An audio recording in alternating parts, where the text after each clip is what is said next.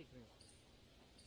जब इंडिया सामने खड़ा हो तो डर वाजिब है, और वही डर, वही घबराहट, वही बौखलाहट मोदी जी, उनके मंत्रियों, उनके सांसदों, उनकी ट्रोल आर्मी में दिख रही है।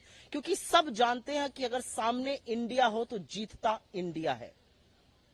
मैं ये कहना चाहती हूं कि इंडिया मणिपुर के साथ खड़ा है। इंडिया मणिपुर के हर व्यक्ति की आंख से आंसू पोंछेगा, उनको विश्वास दिलाएगा, उनको ढांढस बंधाएगा।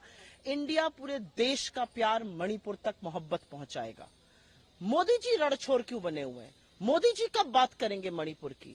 मणिपुर की बात करो तो मोदी जी घबरा के सदन से मुंह छुपा के भाग जाते हैं। आपको लगता है इस देश का एक हिस्सा 2.5 महीने से ऊपर से जल रहा है और इस देश का प्रधानमंत्री उस पर 36 सेकंड बोलेगा? आप घबराते क्यों हैं? आइए मणिपुर पर चर्चा हो, मणिपुर को विश्वास दिलाया जाए।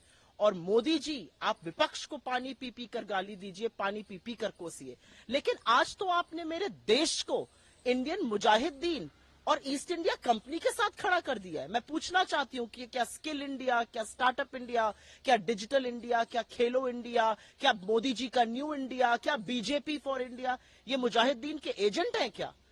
आप हमारा सामना कीजिए, इंडिया का सामना कीजिए, लेकिन हम जानते हैं कि दिन अब थोड़े बचे हैं।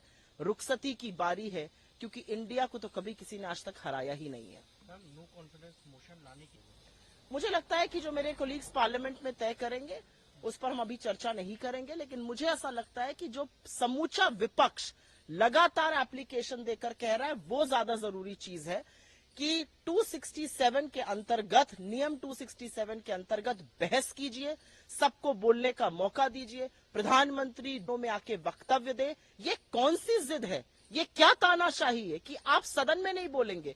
इस देश ने मोदी जी को प्रधानमंत्री बनने के लिए वोट दिया था ना, या अमित शाह को प्रधानमंत्री बनने के लिए वोट दिया था? ऐसा है तो रिजाइन कर दीजिए, बना दीजिए अमित शाह को प्रधानमंत्री, हम उनकी बात सुन लेंगे। प्रहलाद जोशी कह रहे हैं कि ऐसे ही 2019 में ये लोग नो मोशन कॉन्फ्रेंस लेके आए थे और हमारी सीट।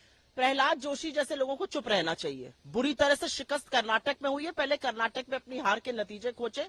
ये लोग मणिपुर पर बात ना करके हर उस मुद्दे पर बात करेंगे जो बिल्कुल बेकार का मुद्दा है। असलियत यह है कि मणिपुर की हो रही हिंसा, वहां पर हो रही औरतों के साथ जो बदसलूकी है, जो हैवानियत है, जो दरिंदगी है, उस पर बोले। मैम, गोयल ने कहा है कि गृह मंत्री तैयार हैं, वो इस पर भी चर्चा करना चाहते हैं जो राजस्थान में महिलाओं के साथ हो रहा है, छत्तीसगढ़ में महिलाओं के साथ हो रहा है। इस देश का नेता सदन कौन है? इस देश में सदन के नेता, लीडर ऑफ द हाउस प्रधानमंत्री मोदी हैं। तो अमित शाह क्यों कूद रहे हैं? अमित शाह ने तो एक ऑल पार्टी मीटिंग करी थी, उसका क्या नतीजा निकला था? अमित शाह तो 4 दिन मणिपुर भी रहे आए थे, उनको तो पता ही नहीं चला कि इतना भयावह कांड हुआ है। उनको तो 4 दिन में ये इंटेल नहीं मिली कि ऐसा एक नहीं सैकड़ों कांड हुए हैं। अमित शाह पहले इस बात का जवाब दे कि उनका विधायक चुना हुआ, उनके एमपी मणिपुर के कह रहे हैं कि मणिपुर में राज्य प्रायोजित हिंसा, स्टेट स्पॉन्सर्ड वायलेंस हो रहा है। उसका जवाब देना। अमित शाह कहां से कूद पड़े? नेता सदन है क्या अमित शाह?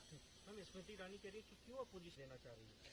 स्मृति ईरानी क्यों चुप रही 78 दिन? स्मृति ईरानी क्यों एक शब्द नहीं बोली जब हमारी बेटियों को घसीटा जा रहा था, जब दिल्ली पुलिस ने ऑपोजिशन नहीं करी बेल की? स्मृति ईरानी तब क्यों चुप रहती हैं? आज सवाल स्मृति ईरानी से मेरा ये, आप कब ड्रामा बंद कीजिएगा? आप कब मणिपुर के लिए बोलिएगा? आपको लगता है कि मणिपुर का समानांतर ढूंढिएगा आप देश में? इस देश का कोई और हिस्सा है जो 78 दिन के ऊपर से जल रहा है? इस देश का कोई और हिस्सा है जहां पर प्रधानमंत्री, गृह मंत्री, मुख्यमंत्री चुप रहा? इस देश का कोई और हिस्सा है जहां पे मुख्यमंत्री ये कहता है ऐसे एक नहीं सैकड़ों इंसिडेंट्स? शर्म आनी चाहिए इनको। एक औरत होने के नाम पर धब्बा है स्मृति ईरानी जी।